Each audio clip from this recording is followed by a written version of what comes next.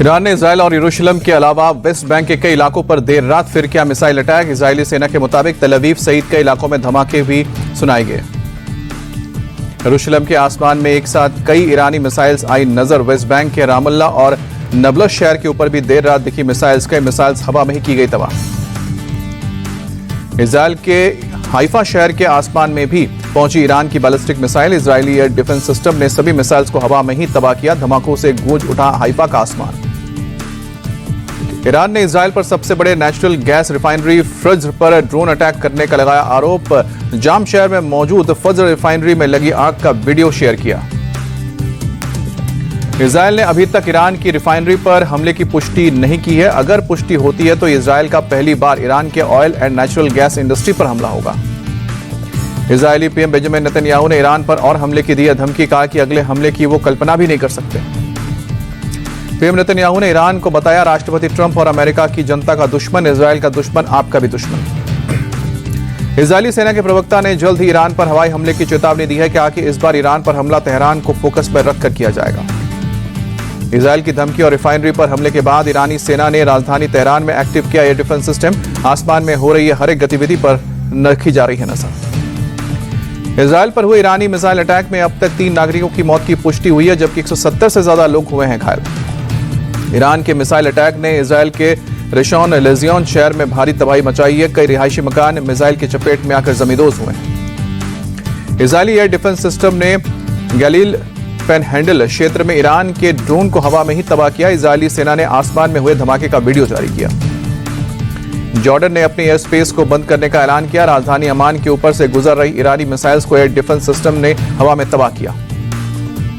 AIMIM chief Asaduddin Owaisi ने सरकार से ईरान में मौजूद 1595 भारतीय छात्रों और इराक में फंसे 183 जायरीन को निकालने की अपील की।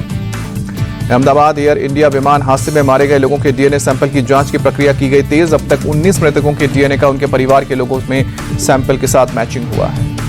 गुजरात फॉरेंसिक लैब में 36 एक्सपर्ट की टीम डीएनए सैंपल मैच कराने में जुटी है। पीड़ित परिवारों से संपर्क के लिए बनाई गई है 230 टीमें। डीएनए मैच के बाद विमान हादसे में मारे गए 11 लोगों के शव उनके परिवार को सौंपे गए हैं। शवों को पहुंचाने के लिए फ्री एम्बुलेंस सर्विस का इंतजाम एयर इंडिया भी कर रहा है मदद। अहमदाबाद प्लेन हादसे पर एविएशन मिनिस्टर का बयान। ब्लैक बॉक्स की जांच चल रही है। रिपोर्ट से ही हादसे की वजह पता चलेगी। Civil aviation minister Rammohan Naidu बोले बोइंग 787 प्लेन पर डीजीसीए की कड़ी निगरानी होगी। सेफ्टी के लिए हर जरूरी कदम उठाए जाएंगे। गुजरात के गृह मंत्री हर्ष सिंघवी ने डीएनए टेस्टिंग प्रोसेस की समीक्षा की। कहा कि जांच टीम दिन रात डीएनए टेस्ट करने में लगी है। गुजरात के स्वास्थ्य मंत्री ऋषिकेश पटेल बोले डीएनए का क्रॉस वेरिफिकेशन शुरू हो चुका है। रिपोर्ट आते ही परिजनों को सूचना दी जाएगी। प्लेन क्रैश साइट से मलबा हटाने का काम भी जारी। बीजे मेडिकल कॉलेज की कैंटीन से उतारा गया प्लेन का पिछला हिस्सा।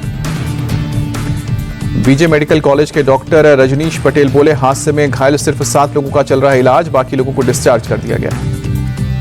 प्लेन क्रैश में बचे विश्वास कुमार रमेश पूरी तरह से फिट, जब तक चाहें हॉस्पिटल में रह सकते हैं, डॉक्टर रजनीश पटेल का बयान।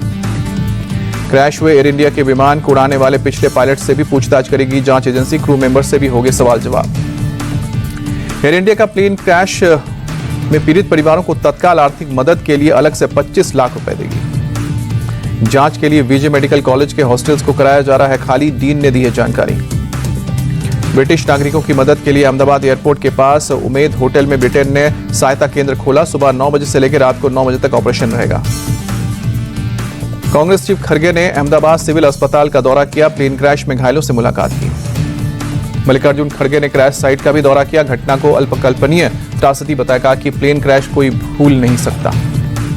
मल्लिकार्जुन खड़गे की अपील जिसको जहां मदद बन सके करे, क्रेडिट लेने की भागदौड़ ना हो। कांग्रेस वर्कर्स ने खड़गे की अपील दवा या कोई और चीज की जिसकी जरूरत हो उसकी व्यवस्था करते रहे। मल्लिकार्जुन खड़गे ने विजय रूपानी के बेटे और पत्नी से वीडियो कॉल के जरिए बात की, परिवार का दुख साझा किया।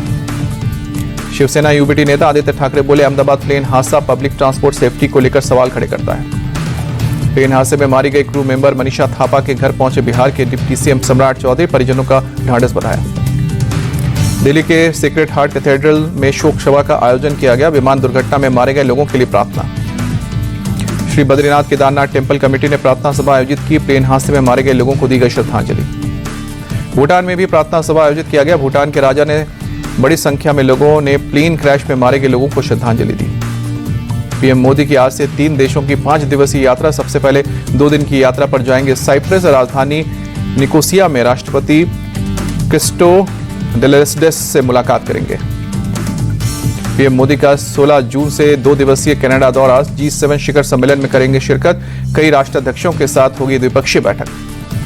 प्रधानमंत्री यात्रा के अंतिम चरण में 18 जून को क्रोएशिया जाएंगे। पहली बार क्रोएशिया का दौरा करेंगे कोई भारतीय प्रधानमंत्री। लखनऊ में आज 60,244 कांस्टेबल्स को नियुक्ति पत्र देंगे गृह मंत्री अमित शाह। डीजीपी ने प्रोग्राम स्थल पर तैयारियों का जायजा लिया। लखनऊ के डिफेंस एक्सपो ग्राउंड पहुंचे मुख्यमंत्री योगी आदित्यनाथ। अमित शाह के दौरे से पहले सुरक्षा तैयारियों की समीक्षा की। मुख्यमंत्री योगी ने अधिकारियों से व्यवस्थाओं के बारे में जानकारी ली। कार्यक्रम को लेकर जरूरी दिशा निर्देश भी दिए। यूपी के मंत्री ओपी राजभर बोले, विपक्ष तो आरोप लगाता है कि सरकार नौकरी नहीं दे रही है। 60,000 से ज्यादा कांस्टेबल्स को नौकरी मिलेगी। एआईएमआईएम चीफ असदुद्दीन ओवैसी ने आंध्र के सीएम चंद्रबाबू नायडू पर लगाया झूठ बोलने का आरोप। हमेशा झूठ बोलते आए हैं, कभी नहीं सुधरेंगे, झूठे थे और झूठे रहेंगे। असदुद्दीन ओवैसी ने आंध्र के डिप्टी सीएम पवन कल्याण पर कसा तंज। कहा कि आप हीरो हैं तो हम सुपर हीरो हैं। मंगनीलाल मंडल का बिहार आरजेडी का अध्यक्ष बनना तय। नॉमिनेशन करने वाले एकलौते कैंडिडेट। 19 जून को औपचारिक ऐलान होगा। तेजस्वी यादव मंगनीलाल मंडल के प्रस्तावक रहे हैं। तेजस्वी ने कहा कि समाजवादी राजनीति को आगे बढ़ाने में मंगनीलाल की बड़ी भूमिका है। तेज प्रताप यादव को आरजेडी से निकालने का मामला। डिप्टी सीएम सम्राट चौधरी बोले, नेताओं को जनता का डर होना चाहिए। सम्राट चौधरी ने लालू यादव पर साधा निशाना। कहा कि उन्होंने अपने जन्मदिन पर तलवार से केक काटा, यह उनकी आपराधिक मानसिकता को दिखाता है। बीजेपी सांसद रविशंकर प्रसाद बोले, लालू यादव ने डॉक्टर अंबेडकर का अपमान किया। अपने जन्मदिन पर उनकी फोटो अपने पैरों के पास रखी थी। जन स्वराज चीफ प्रशांत किशोर का बयान, सामाजिक न्याय के नाम पर लालू यादव ने सिर्फ अपने परिवार का भला किया। प्रशांत किशोर बोले, आरजेडी के पास लोगों के लिए कोई विजन नहीं है, ये सिर्फ जाति के नाम पर लोगों को लड़ाते हैं। महाराष्ट्र कांग्रेस चीफ विजय वेट्टीवार बोले, मंत्री नीतीश राणे अपनी सीमा में रहकर बोले, गलत लैंग्वेज बर्दाश्त नहीं की जाएगी। लुधियाना उपचुनाव पर बोले बीजेपी नेता तरुण चुग, आम आदमी पार्टी ने हार की डर से पूरी सरकार लुधियाना में उतार दी है। तरुण चुग बोले, पंजाब में पिछले 3.5 साल में कोई काम नहीं हुआ है, हर जगह अराजकता है। लुधियाना चुनाव पर बोले, हरियाणा के सीएम सैनी, कांग्रेस और आप दोनों ने जनता को धोखा दिया है।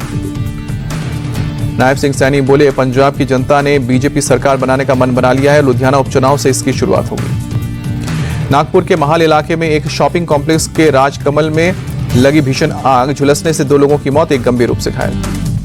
फायर ब्रिगेड की 3 गाड़ियां आग पर काबू पाने में जुटी। भीड़भाड़ वाला इलाका होने की वजह से राहत और बचाव का काम रहा है मुश्किल। यूपी के ग्रेटर नोएडा में एक पेंट फैक्ट्री में देर रात भीषण आग लगी। देखते ही देखते फैक्ट्री से आग की ऊंची लपटें उठने लगी। मानिकपुर इलाके के आमका रोड पर मौजूद पेंट फैक्ट्री में केमिकल की वजह से तेजी से आग फैली। लाखों का सामान जलकर खाक। फायर ब्रिगेड की गाड़ियां रात भर आग बुझाने में जुटी रही। आग के कारणों की अभी तक जांच चल रही है। यूपी के हाथरस में डीएम राहुल पांडे के ड्राइवर की बेटी की गोली मारकर हत्या। मां के साथ बाजार से लौटते वक्त लड़की को अज्ञात बाइक सवार हमलावरों ने गोली मारी।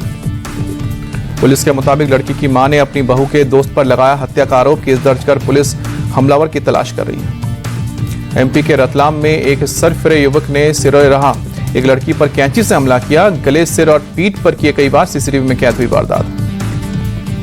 मंगल मूर्ति कॉलोनी में मां के साथ स्कूटी पर आ रही लड़की को युवक ने रोककर हमला किया। मां के बीच बचाव के बाद मौके से हुआ फरार। 6 महीने से लड़की को कर रहा था परेशान।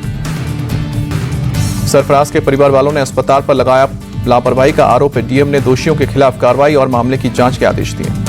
मध्य प्रदेश के शिवपुरी में एक अपार्टमेंट में 13 साल की बच्ची उत्सवी रात करीब 8 बजे गटर में गिरी। रेस्क्यू का काम अभी जारी। संतुष्टि अपार्टमेंट में रहने वाली उत्सवी अपनी सहेलियों के साथ सीवर चेंबर के पास खेल रही थी। सीवर का कवर कमजोर होने की वजह से टूटा और उत्सवी गटर में गिर गई। एमपी के बालाघाट में 4 नक्सली ढेर। सीएम मोहन यादव बोले, मार्च 2026 तक नक्सलवाद खत्म होकर रहेगा। जम्मू में पुलिस और प्रशासन ने चलाया ऑपरेशन क्लीन अप। ड्रग तस्कर की अवैध संपत्तियों के खिलाफ एक्शन। ड्रग तस्कर की अवैध संपत्तियों पर चला बुलडोजर। पुलिस की निगरानी में किया गया ध्वस्त। दिल्ली में देर रात मौसम ने ली करवट। कई इलाकों में तेज हवाओं के साथ हुई बारिश। मुंबई के कई इलाकों में भी बीती रात तेज बारिश के चलते आम जनजीवन पर असर पड़ा। बारिश के चलते कई इलाकों में सड़क यातायात प्रभावित। जल भराव ने बढ़ाई लोगों की परेशानी। गुजरात के पंचमहल में आंधी तूफान का कहर। तेज हवा की वजह से हाईवे पर खड़ी कार पर गिरा होर्डिंग। कार का अगला हिस्सा डैमेज हुआ। होर्डिंग गिरने से हाईवे पर काफी देर तक रुकी गाड़ियों की आवाजाही, हादसे में किसी के घायल होने की खबर नहीं। कर्नाटक के मंगलुरु में भारी बारिश बनी मुसीबत, घरों के दुकान और रेस्टोरेंट में पानी भरने से लोगों की परेशानियां बढ़ी। गुवाहाटी में हुई भारी बारिश ने बढ़ाई लोगों की परेशानी, सड़क यातायात हुआ प्रभावित। शहर के कई इलाकों में जल भराव से हाल बेहाल, कुछ जगहों पर घुटने तक जमा हुआ पानी। देहरादून में मुख्यमंत्री पुष्कर सिंह धामी ने मानसून सीजन में किसी भी हालत से निपटने के लिए की गई तैयारियों की समीक्षा की। राज्य के सभी 13 जिलों के साथ बैठक। मुख्यमंत्री पुष्कर सिंह धामी ने कहा कि मानसून में हर बार हमें आपदाओं का सामना करना पड़ता है। हम आपदा को रोक नहीं सकते, लेकिन उसके प्रभाव को कम कर सकते हैं। कैलाश मानसरोवर यात्रा का पहला जत्था गाजियाबाद से रवाना। इस मौके पर उत्तर प्रदेश के सरकार के मंत्री जयवीर सिंह रहे मौजूद। जयवीर सिंह ने कहा कि उत्तर प्रदेश और गाजियाबाद का सौभाग्य है कि इंदिरापुरम में मानसरोवर का नया भवन बनने के बाद 5 साल से स्थगित यात्रा यहां से निकल रही है। 3 जुलाई से शुरू होगी अमरनाथ यात्रा। गवर्नर मनोज सिन्हा ने नुनवान बेस कैंप में तैयारियों का जायजा लिया।